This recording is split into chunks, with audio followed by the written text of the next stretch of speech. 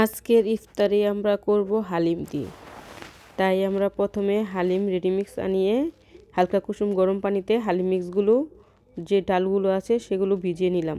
তারপর মাংস আছে ওগুলো ছোটো ছোটো পিস পিস করে কেটে নিব। তারপর একটি প্যানে আমি কিছু মাংস কষিয়ে নিব।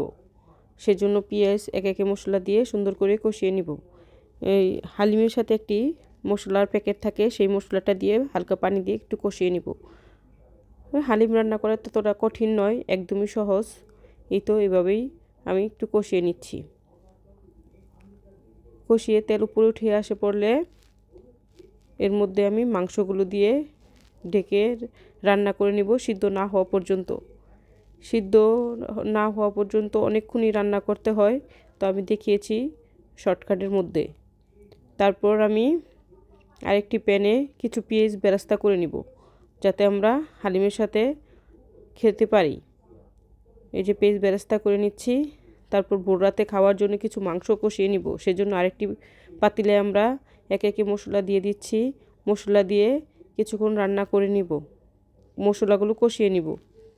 এই তো একে হলুদ, মরিচ, আদা, রসুন যেই মশলাগুলো দেওয়া হয় মাংস রান্না করার জন্য, বড় মশলা সব পদে দিয়ে একটু কষিয়ে নিব। কষিয়ে তারপর মাংসগুলো দিয়ে হালকা আছে অনেকক্ষণ কষা করে রান্না করে নিব সিদ্ধ না হওয়া পর্যন্ত। এই তো তারপরে যে হালিমের যে মাংসগুলো কষাচ্ছিলাম সেগুলো কষিয়ে নিলাম। এখন সিদ্ধ হয়ে গেছে। সিদ্ধ হয়ে যাওয়ার পরে যে ডালগুলো আমি ভিজিয়ে রেখেছিলাম ওইগুলোকে একটু ব্লেন্ডার করে দিয়ে দিলাম, যাতে তাড়াতাড়ি হয়ে যায়। ইফতারি টাইম তো হয়ে যাচ্ছে, সেজন্য সকল কাজই তাড়াহুড়ো করে করতে হচ্ছে।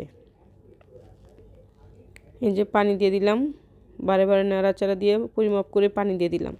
এখন কষানো মাংসগুলো তো হালকা পানি দিয়ে কষিয়ে নিচ্ছি সিদ্ধ না হওয়া পর্যন্ত। যে বারবার এই তো অনেক বলক উঠে গেছে, তাই বারবার নাড়াচাড়া দিচ্ছি। তারপর অনেক ঠিক হয়ে যাবে, রান্নাটা অনেক গাঢ় হয়ে যাবে, তখন আমি এগুলো নামিয়ে নিব। নামিয়ে নিয়ে এই হালিমের সাথে খাওয়ার জন্য কয়েকটা পরোটাও বানিয়ে নিব।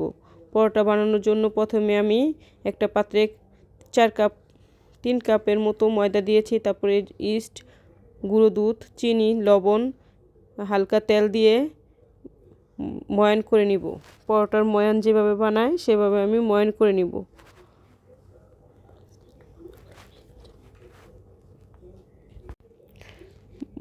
ডোটা হয়ে গেলে কিছুক্ষণ রেস্টে রেখে দিব। তারপর পরোটাগুলো বানিয়ে আমরা ইফতারের জন্য রেডি করে ফেলব। এই যে পরোটা বানিয়ে তারপর একটু বাটার ঘষে দিব, যাতে বাটারি নানের গ্রান আসে। এই যে হয়ে গেছে। এখন আমার ছেলে খেয়ে বলবে তার রিভিউ। আজান হয়ে গেছে, এই যে আজান হয়ে যাচ্ছে।